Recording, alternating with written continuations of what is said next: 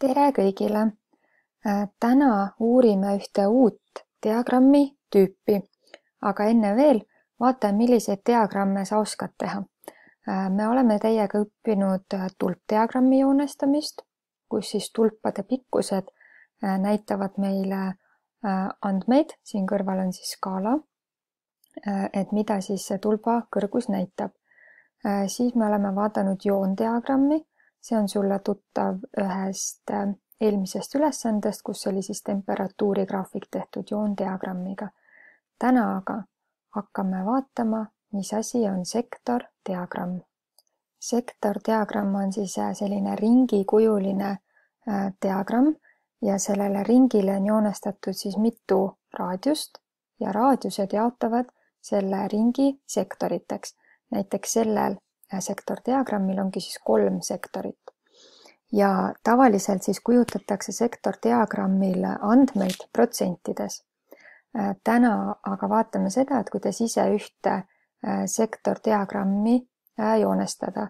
Selleks sul läheb vaja muidugi sirklit, et joonistada ringjoont. Siis sul läheb vaja malli, sest et sektori suurust saame me teada selle nurga järgi, mis siia 2 raadiuse vahele tekib. Ja loomulikult joonlauda. Alustame sellest, et joonesta endale üks ringjoon. Võid ise vabalt valida raadiuse pikkuse, võid teha 3 cm, 4 cm, aga ta võiks olla pigem suurem ring kui väiksem. Nüüd selleks, et siia ringi sisse tekiks sektorid, selleks me peame nüüd joonistama raadiuseid. Esimese raadiuse teed tegelikult sa võid selle ükskõik kuhu teha, mina teen tavaliselt alati sellised, et keskpunktist ja paremale ringjooneni. Nii, ühest raadiusest meile piisa, siia ei ole tekkinud sektoreid. Ole hea, joonista sellele samale ringjoonele mingisugune teine raadius veel. Nii. Ja nüüd, kui on siin 2 raadiust olemas, siis tekibki ringile 2 sektorit. Üks sektor on väiksem, mis asub siin. Ja teine on siis suurem, mis asub siinpool. Ja paneme kirja ka, et sektor on ringi osa, mis jääb 2 raadiuse vahele. Nüüd see, et kui suur on meil sektor, see oleneb siis sellest nurgast, mis siis 2 raadiuse vahele jääb. Sa kohe peast tead, et see on täisnurk, eks ole, 90 kraadi. See on 180 kraadi, eks ole, sa tead, sirgnurk. Aga muidugi saab ka veel suuremaks minna. Kui ma 180-le veel 90 juurde liidan, siis saan selle suurema sektori nurgaks 270 kraadi. Ja nüüd, kui ma need täitsa kokku libistan, siis terve ringjoon on mul kokku nagu 2 poolringi, eks ole. Üks poolring sa malliga tead on 180 kraadi. Järelikult, kui need 2 tükki kokku on 180 pluss 180 on 360 kraadi. Nii et paneme selle ka kirja, et ringi täispööre on 360 kraadi.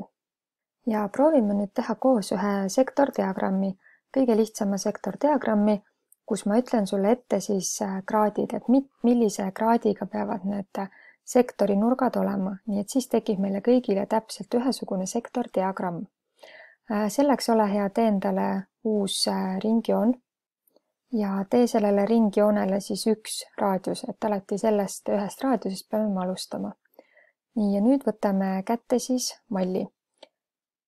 Ja mall tuleb sul siis sättida nii, et see keskkoht oleks täpselt selle ringjoone keskpunktis ja 0 kraadi läheks täpselt selle raadiuse pealt. Nii, ja ole hea, märgime malli pealt siis selle esimese sektori nurga suuruseks 50 kraadi. Vaata, kus sul läheb 50 kraadi ja tee ringjoone peale siis sinna märgega, kus on 50 kraadi. Nii, nüüd saame malli siit eest korraks ära tõsta. Joonestame selle raadiuse siia, et tekiks see sektor 50 kraadi, eks ole. Võid veel malliga üle kontrollida, kas sul oli siin täpselt 50 kraadi. Nii, ja siis on meil esimene sektori nurk olemas ja kirjutame siia sisse sellise väikse kaarekesega ja 50 kraadi. Nii, lähme edasi. Proovime järgmiseks märkida siia kõrvale siis järgmise sektori, mis oleks 100 kraadi. Selleks tuleb sul jällegi mall paigutada siis nii, et keskkoht on täpselt siinsamas, aga nüüd järgmine sektor hakkab meil sellest uuest raadiusest. Nii et nüüd tuleb sul malli keerata nii, et see 0 oleks siis uue raadiuse peal.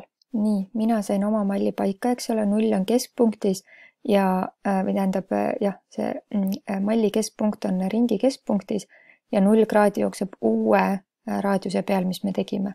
Nii, ja ma ütlesin sulle siis 100 kraadi.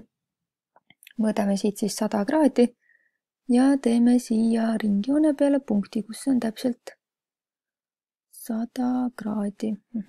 Ja nüüd saame siis jälle malli eest ära tõsta, joonestada uue raadiuse. Vot nii, ja märgime siia ka kaare ja 100 kraadi. Nii, nüüd meil on 2 sektorit märgitud, 50 kraadi, 100 kraadi, siin on tegelikult 3. sektor ka, aga joonestame siia nüüd järgmise sektori ja ma ütlen sulle, et järgmine sektor, ole hea, teeme 30 kraadi siia järgmise sektori. Nii, mõtle nüüd rahulikult, kuidas sa oma malli paigutad ja proovi siis 30 kraadine sektor siia teha. Nii, minul tuleb see 30 kraadi siia ja siis jällegi joonestame raadiuse ja märgime ka 30 kraadi siia sisse. Nii, nüüd kui sa tähele paned, siis 50, 100 ja 30 teebki kokku 180 kraadi, nii et meil peaks praegult pool kogu sellest ringi täispöördest olema siis 3 sektori vahel ära jaotatud. Nii, ja jaotame selle ülejäänud poolringi veel 2 sektoriks. Mõõda siit siis välja järgmine sektor, mis oleks 130 kraadi. Mina sain märgi siia. Tõmban malli eest ära.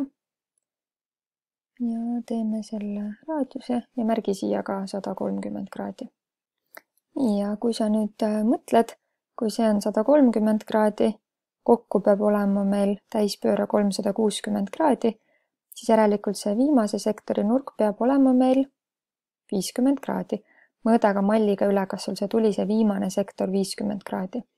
Kui sul see tuli ka 50 kraadi, siis sul on kõik siiamaani väga ilusti õigesti tehtud.